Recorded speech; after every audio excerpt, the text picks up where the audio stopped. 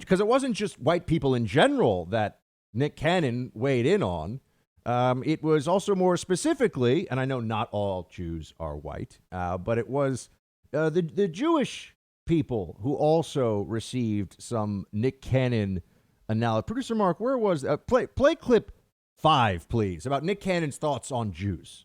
Who are they? When we speak of, because this is where it truly is, and when we talk about those the 6 corporations, when we go as deep as the Rothschild, centralized banking, those the 13 families, the bloodlines that control everything, even outside of America. When we talk about the people who, if we were truly the children of Israel, and we're defining who the Jewish people are, because I feel like if we actually can understand that construct, then we can see that there is no hate involved. When we talk about the lies, the deceit, how the fake dollar controls all of this, then maybe we can get to the reason why they wanted to silence you, why they wanted to silence Minister Farrakhan, and they want to throw that we are having hate speech when it's never hate speech, when it's not. You can't be anti-Semitic when we are the Semitic people, when we are the same people that who they want to be.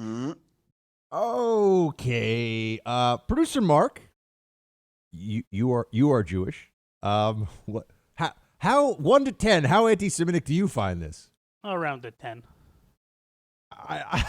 It's almost hard to follow what he thinks he's saying. I catch on to this that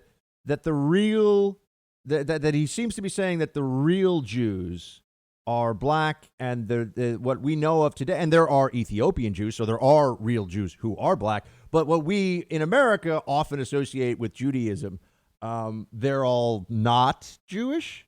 Is that where he's going? Sounds like it.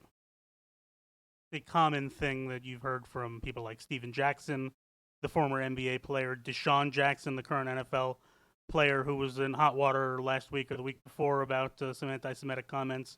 It's a common thing you see coming out. And search on Twitter.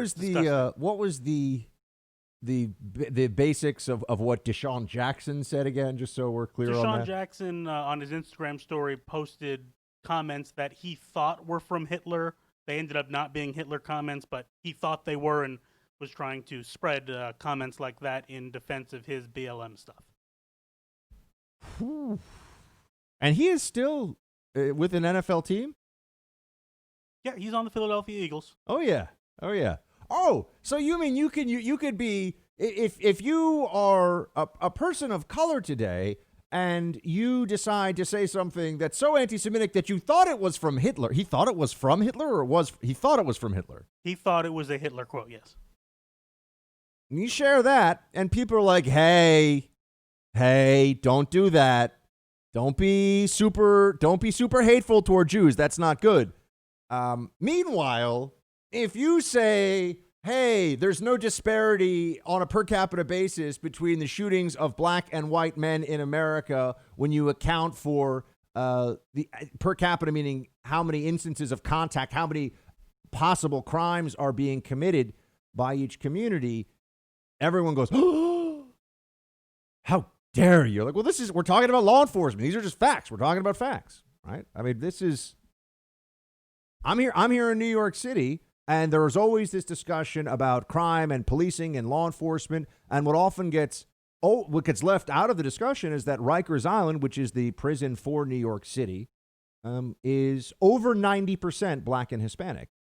And the city is obviously a much lesser percentage black and Hispanic. So when they talk about stops by cops, and when people will use these statistics, and they'll be very sloppy about it, because they'll just say, well, cops arrested this many individuals from the black community in New York, and therefore it's racist. Well, the question you'd have to ask, you'd have to right away want to know, well, how many crimes are being committed within any individual community, and is that what's causing the greater interaction with police, or is it racism? These are the ways that you have to frame these issues. But it's a fascinating situation to see Nick Cannon say incredibly anti-Semitic stuff. And to call it anti-white, I think, is That's an understatement. He's actually telling people that because your skin is lighter, you are less valuable, you are worse as a human being. That is what Nick Cannon is saying. And from what I understand, a lot of this is coming from, he mentioned Minister Farrakhan numerous times. There's just a pass that's given in the media, a pass given to those who kiss up to Farrakhan, a pass given to those who are adherents of Farrakhan. And we're all supposed to just turn a blind eye to this, say, oh, there's nothing really going on there. Barack Obama had a handshake with Farrakhan, a very warm handshake. There was a photograph of it. That photographer, who was a journalist, decided not to share that photograph before the election. That was a photograph with somebody who is a vile bigot.